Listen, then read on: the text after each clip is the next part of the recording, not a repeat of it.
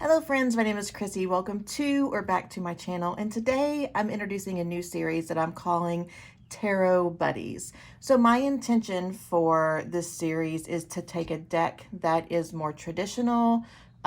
Probably most times it will be my Rider-Waite-Smith Centennial Borderless, and pairing it with a deck that kind of strays a little but is still based in the RWS system. So my plan for this is to get us comfortable with reading all sorts of decks, to being able to notice symbolism, colors, energies that are really consistent and that we study, and finding that in decks that kind of go their own way but are based in Rider-Waite-Smith. So today what we're looking at is my Rider-Waite-Smith Centennial Borderless. And when I say my, I actually mean my deck here, my Narrative Alchemy Tarot. This is a deck that I have edged just with Crayolas based on loosely the color of the card. So my plan for this is to just go through and look at where each keyword shows up in the card. Now I want to acknowledge that I chose keywords for this deck really intuitively, and what makes the most sense to me in the spring of 2022. I'm curious as I shift, as we shift, as culturally, pandemic wise, as things shift, how my understanding of my deck will shift, and that I just want to acknowledge that I am not interested in defending or arguing any of my choices in keywords. It's a really, I see it as a snapshot of a moment in time, in the same way that energy work is like for that moment. I'm rambling. So let's look at these two buddy decks together. So for curiosity, we have of course the Fool, who is stepping off, who isn't super isn't doing a lot of self-editing, but just going with the flow and trusting that that the universe, that what is next will rise up to meet him. We have Create, and I see that in the Magician as having the whole table in front of the figure to create whatever he wants. For the High Priestess, I have Origin, and I think that shows up in this card as someone holding a scroll, holding their history, holding where they came from, holding their own blueprints. For the Empress, we have Flourish. This one's pretty easy. All of the lush. I love these together. All of the lush growth behind her. For the Emperor, we have Structure, the jagged edges of the mountains behind him, the clean lines of his throne. There's a lot of structure, not a lot of fluidity, a lot of structure in this card. For the Hierophant, we have Inquire, which is what these two figures here are doing. I love seeing this card from the energy of the questioning more than the information. For the Lovers, we have Mirror, how using something external to reflect on ourselves and our relationship with each other. So the Lovers here, at least the female figure, is not looking toward her partner, but instead looking up for an understanding of the picture in the information in a different way. Momentum. I think this is really interesting in the Chariot because it's like he's not, he doesn't look like he's moving at all. There's the Chariot is resting on the ground. We're not sure here the shape of the wheels, but there is this energy of like, either momentum was happening, momentum is coming. There's a definite momentum in this figure in the Chariot. Trusting the relationship and strength between the figure and what she has gathered. Control wasn't the word I'm looking for, but cooperation from, and trusting both in the lion and in her ability to manage the lion. The Hermit is solitude. He's standing up on this small rock by himself, thinking about if he's this high and there in the mountains, how much is this lantern really working, and how much light is it really providing, and trusting in our own ability to handle solitude. For the Wheel, we have revolution, so the fact that this that this wheel is revolving. For Justice, we have equilibrium, pretty easy to see here in the scales. Hanged Man, we have perspective. Upside down, major shift in perspective. For Death, we have transformation. And seeing how the figure is walking over death and into life, even though what we're walking into, what's coming after this transformation, after this step, there's still a lot of question here. We have someone, is this religious figure asking for help, offering help? We have a child asking for attention. We have a character that reminds me of the Strength card, sort of opening herself up to what is coming. So as we step out of what is old and into what is new, we have many options before us. And that's the energy of this transformation card. For Temperance, we have alchemy, as the figure is creating something new in the energy that she's balancing back and forth between her hands. For the Devil, we have liberation. We have the same figures from the Lover's card, but now they're looking in different places with the Devil behind them. I've got a scratch on this card.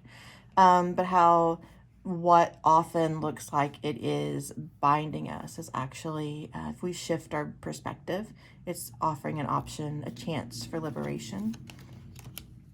Collapse. The Tower is collapsing. That was pretty simple.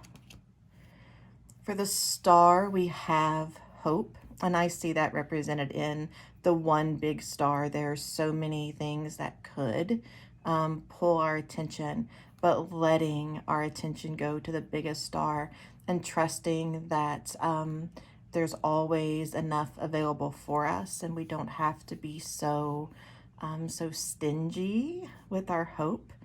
I just love this card. For the Moon, we have mystery. And there's so much mystery in this card. What are the dog and the wolf? What are they howling at together? We have, there's just a lot of unknown here. There's a lot of movement toward the moon that I don't have the framework for, because I'm not a dog, a wolf, or a crab, a lobster, whatever this crustacean is. This card is very confusing to me, so mystery just makes sense.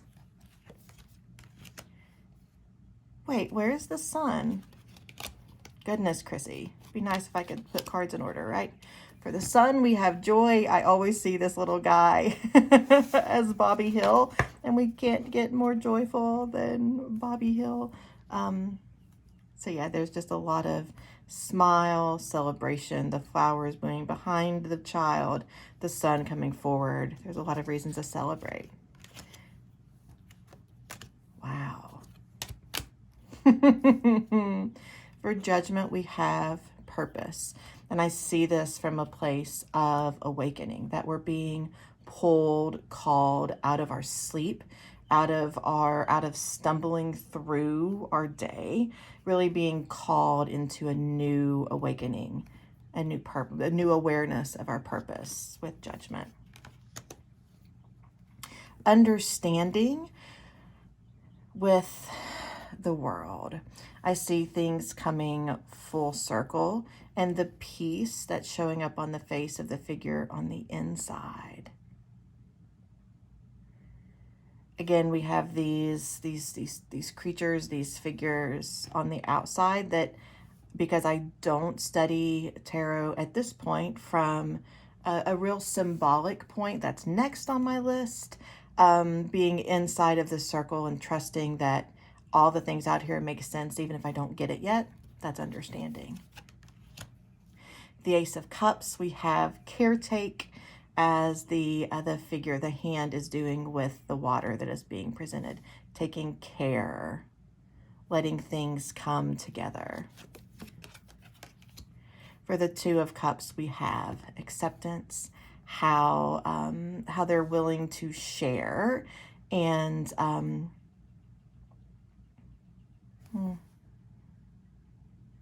love this card, acceptance of what we have and what we have to give. The Three of Cups is community with the circle of figures.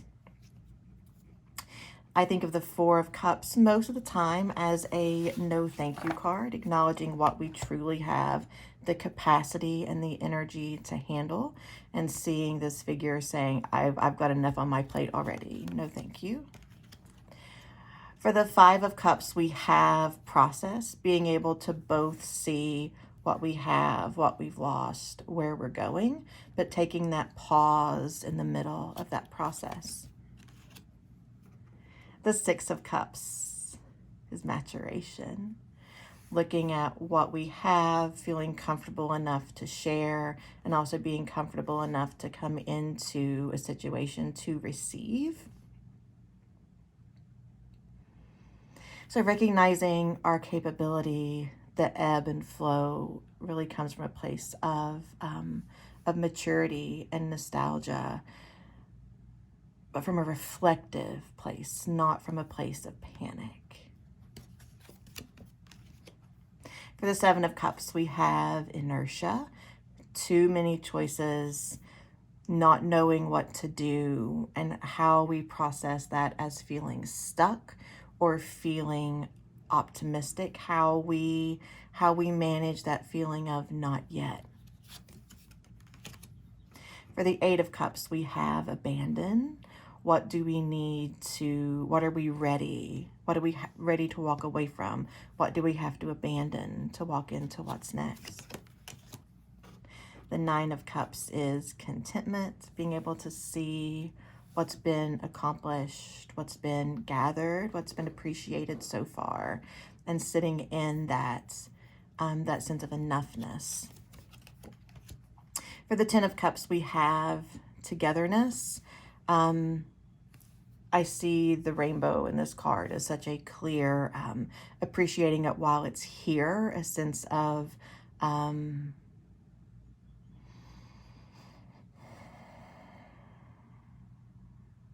sorry, I got really absorbed into this card, a sense of appreciation for what is not permanent, and really recognizing togetherness and appreciating it while we're in it. For the Page of Cups, we have play, which I see the conversation, the relationship between the page and the fish. That's really playful. We have devotion in the Knight of Cups, how firmly, how carefully he's holding this cup on this horse. For the Queen of Cups, we have refuge, and I see her welcoming in people from the ocean to a place of stability. And for the King of Cups, we have replenish, how he's able to use his cup to fill the cups of others, and to do that from a place of giving and offering.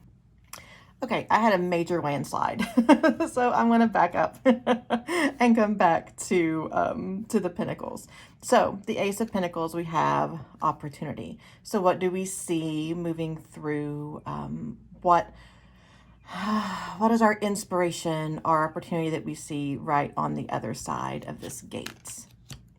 For the Two of Pentacles, we have regulation, recognizing that not only individual circumstances, but also world, cultural circumstances impact the way that we regulate, that we self-soothe, that we self-manage, and taking both of those into account when we look at how we regulate and what our responsibilities are. For the Three of Pentacles, we have collaboration, using all parts of ourselves or our community to work together towards a goal.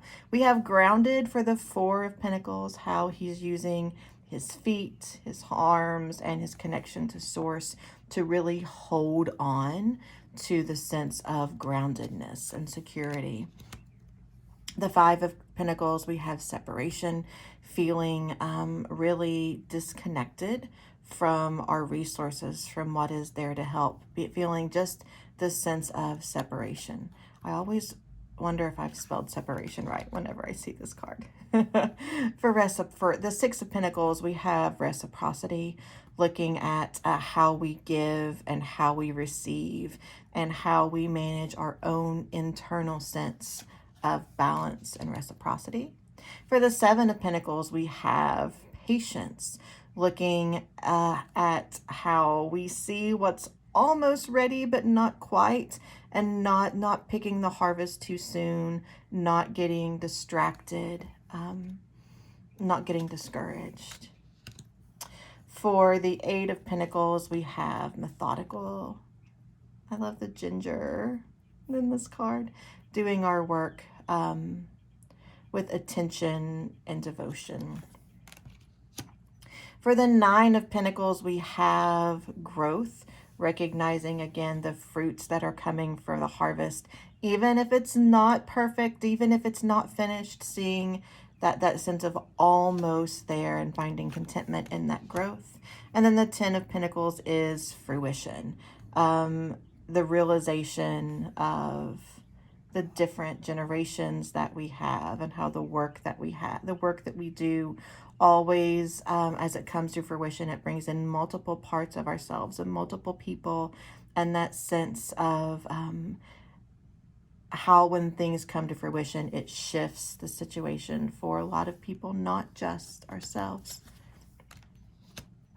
For the Page of Pentacles, we have focus, as he's really, attention is completely drawn to this pentacle. For the Knight of Pentacles, we have timing, how the horse is still waiting for the right moment to move forward.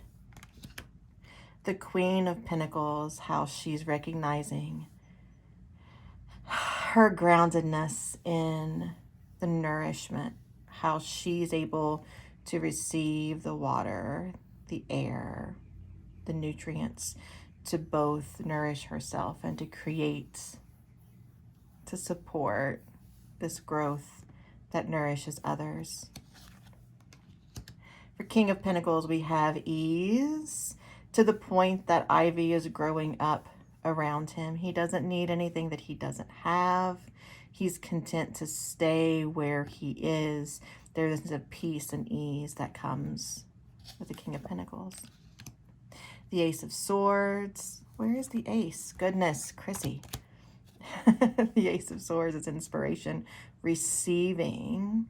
I see the inspiration in these lights around the hand, really receiving, clinging to the ideas, the inspiration of what's next. For the Two of Swords, observation is going in, viewing the mask here, not as a restriction of that is scary, but instead as a restriction that allows us to go deeper in and observe more. The Three of Swords is vulnerability, both from the swords that are in and from the storm. For the Four of Swords, rest, we have not only is the figure resting, but is also laid down his sword. Ruthless, for the Five of Swords, is all about the expression here on, again, our little ginger fellow. Looking at, in the moment, our decision to be ruthless feels smirky, but looking at the long-term consequences, or even the non-immediate one, but still short-term. traverse. The figure is coming across the water on the Six of Swords. For the Seven of Swords, we have preservation, looking at what we carry and what we leave behind. For the Eight of Swords, we have confinement, which you can see as she's inside of the swords, inside of the bindings, inside of the mask, and the feelings of confinement that come with that. The Nine of Swords, rumination, we have someone who is sitting up in bed, head and hands, is like that's lost in worrisome thought. And for the Ten of Swords, we have release, this complete giving up, not in a bad way, giving up in a place of just releasing all worries, releasing all pressure, all grief, all guilt. For the Page of Swords, we have eager, seeing how the wind is blowing, and this sense of movement and this eagerness to take the sword into what is coming. It's like he's swinging this sword back to make him run forward. The Knight of Swords is so enthusiastic. Look how quickly he's running forward, where the horse is like, are we sure about this? There's a lot of enthusiasm, sometimes reckless, inside the Knight of Swords. For the Queen of Swords, discernment, holding her sword, letting her sword be between herself and the rest of the world. So really letting her an active process of discernment. And does it get more sovereign here than the King of Swords? Looking completely in their power, in their dominion, clear sky, clear sword, looking forward, very sovereign. I don't want to have another avalanche.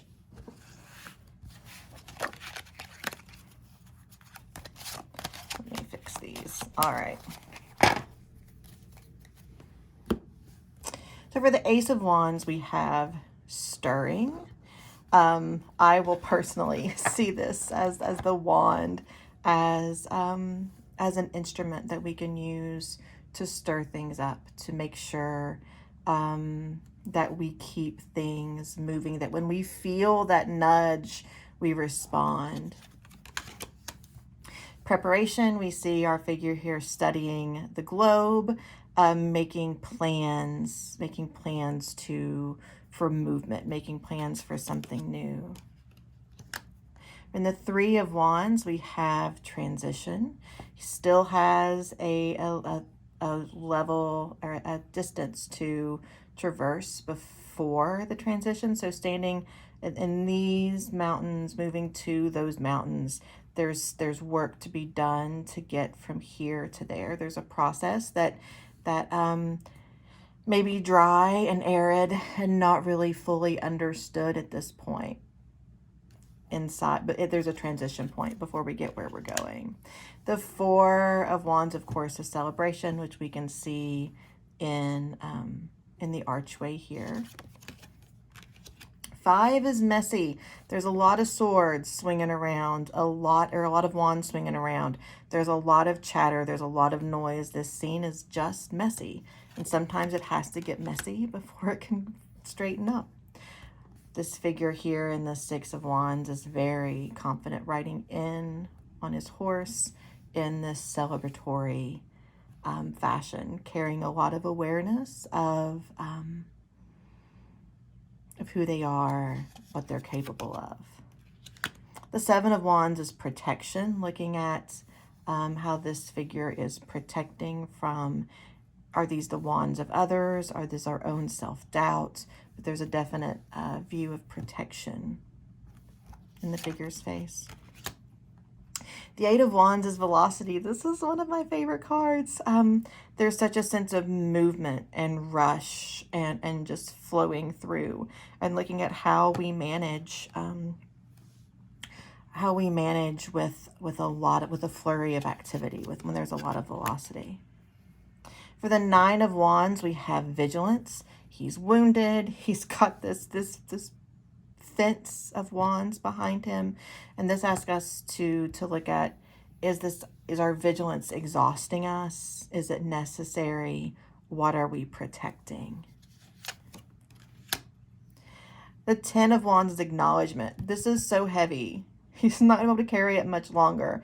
Acknowledgement of the weight of the load. The Page of Wands is alignment. I think I will see this in just how put together this figure is. With the hat and the feather and the cloak and the smock, there's just a lot of intentionality here in the presentation of this figure. The Knight of Wands is pursuit. Again, there's a little bit of a panic in this face, like, what am I doing? Acknowledging the role of our coming back to alignment. Are we pursuing something? Are we pursuing the right thing? The Queen of Wands is magic. She has a little black cat. The black cat here is the connection to magic for me. And the King of Wands is presence. Even though he's looking off this way, there's this awareness that he is here. He's not distracted. He's letting his presence be everywhere, be all-encompassing. So friends, that's my first installment of what I think I'm going to be calling Tarot Buddies. Buddy Tarot, I think Tarot Buddies, where we'll look at just a variety of decks with the Rider-Waite-Smith to make connections from deck to deck. I hope you have a lovely day, a lovely rest of your week, and I'll see you soon. Bye, friends.